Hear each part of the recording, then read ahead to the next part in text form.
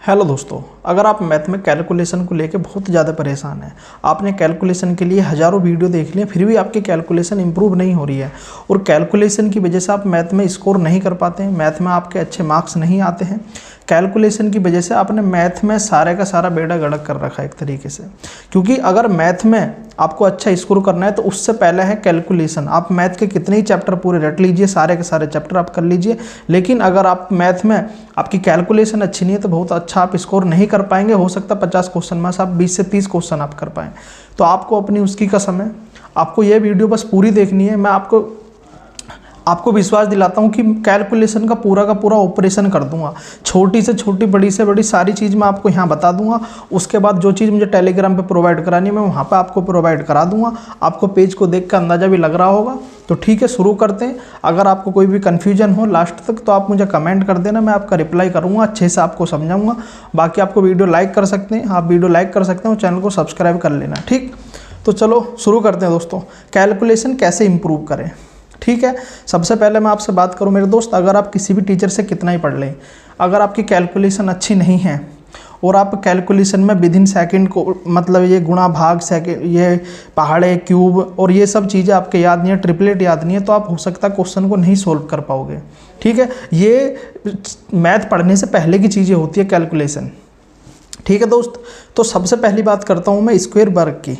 ठीक है, स्क्वायर वर्ग मेरा दोस्त, स्क्वायर वर्ग आप ये समझिए जैसे आटे में नमक डालते हैं ना, ठीक है, आटे में नमक डाले बिना रोटी अच्छी नहीं लगती ना, उसी तरीके से अगर आप स्क्वायर यहाँ नहीं करोगे ना, स्क्वायर अगर आपके याद नहीं है, आप कितना ही मैथ पढ़ लीजिए कोई फ़ायदा नहीं है। ठीक है, तो 1 से 40 तक आपके स्क्वायर हर हालत में याद होने चाहिए।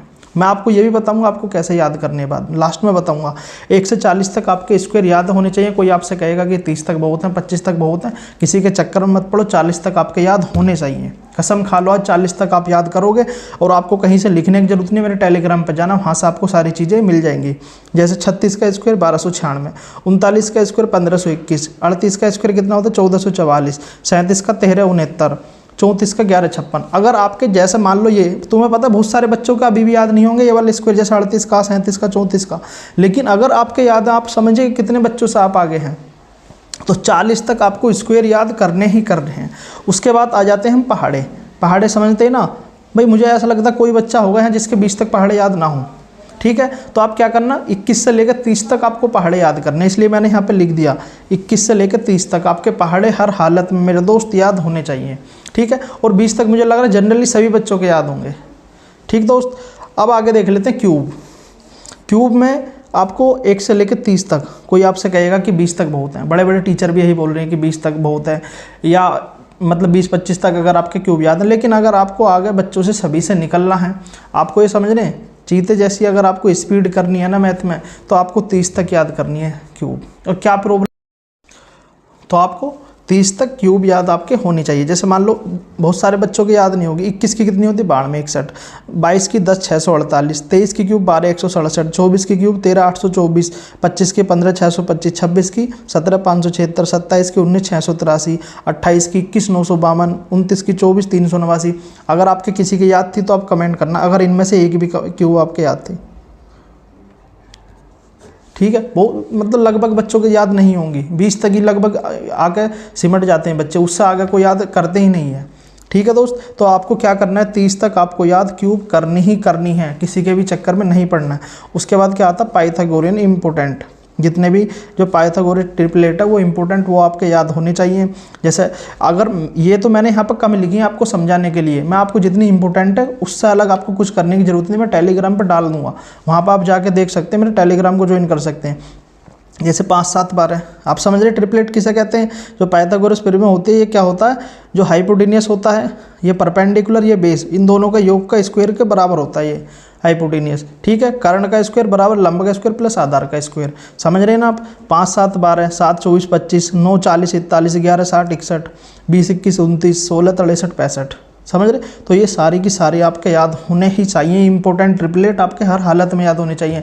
और ये ऐसा नहीं है आपके मैथ में, ये कैलकुलेशन में भी यूज हो जाते हैं, ये कैलकुलेशन मतलब रीजनिंग में भी यूज हो जाते हैं। ऐसा क्वेश्चन आ जाता है रीजनिंग में, और रीजनिंग में आपका क्यूब को लेकर भी क्वेश्चन आ जाएगा, मिसिंग नंबर में, स्क्वायर को लेकर, पहाड़े को लेकर, मतलब कुछ भी नंबर आ सकता है। ये आपकी रीजनिंग भी आप समझना, अगर आप इन चीज़ों पर बहुत अच्छे से आप कमांड कर लेते हैं, आपकी रीजनिंग में भी इंप्रूवमेंट होगी। ये समझिए आप, जैसे ये वैल्यू होती है, हो सकता है बच्चों के बहुत याद नहीं होंगे।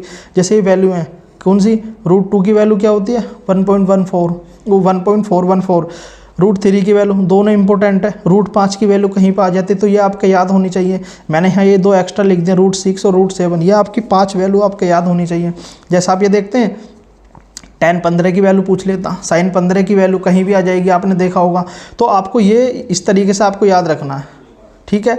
अगर 75 15 एंगल बना के यहाँ पे 90 डिग्री का कोण समकोण त्रिभुज है, ये अगर ये साइड फिर ये आती है आपको, ये आपको एकदम रटा हुआ होना चाहिए। फिर आपको अलग से कुछ याद करने की जरूरत नहीं। मान लो आप sin 75 का मान याद कर रहे हैं, sin 15 का, कोई याद करने की जरूरत नहीं, आपको बस ये याद रखना है, ठीक है दोस्त। उसके बाद आ जाते हैं, जैसे मान लो भाई याद करने के लिए बहुत कुछ है, लेकिन एक कुछ कॉमन चीज़ें होती हैं जो हमारे हर हालत में याद होनी चाहिए। तो क्या है, जैसे मेंसुरेशन में एक तो क्यूब इंपॉर्टेंट होता है भाई, घन घनाभ, क्यूब क्यूबॉइड, क्यूबॉइड को क्या बोलते हैं, घनाभ बोलते हैं। उसके बाद कौन, शंकु, सिलेंडर, फिर क्या होता है गोला, फिर क्या होता है अर्धगोला, समझ रहे। तो ये हमें याद होनी चाहिए। मैं तो इनको इस तरीके से मतलब डेली लिख लेता हूँ जब मुझे टाइम मिलता है। जैसे क्यूब का क्या होता है, ये क्या वॉल्यूम मतलब आयतन, आयतन कितना होता है 1 क्यूब। संपूर्ण, ये क्या होता है टोटल सरफेस एरिया, ठीक है। तो ये कितना होता है 6a²। कर्व सरफेस एरिया कितना होता है 4a²। ये सब चीज़ आपके याद होनी चाहिए। बहुत सारे बच्चों के याद नहीं होंगे, ये भी आप इस तरीके से यहाँ पे डेली लिख लिख कर आप याद कर सकते हैं इन्हें।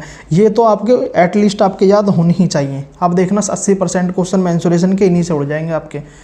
अभी हेमिस्फीयर हो गया, स्फीयर हो गया, गोला हो गया, अर्धगोला हो गया, उसका total surface area, curve surface area, इस तरीके से आपको याद करना है। इसमें एक क्या होता है, एक ये होता है √3 है, ठीक है,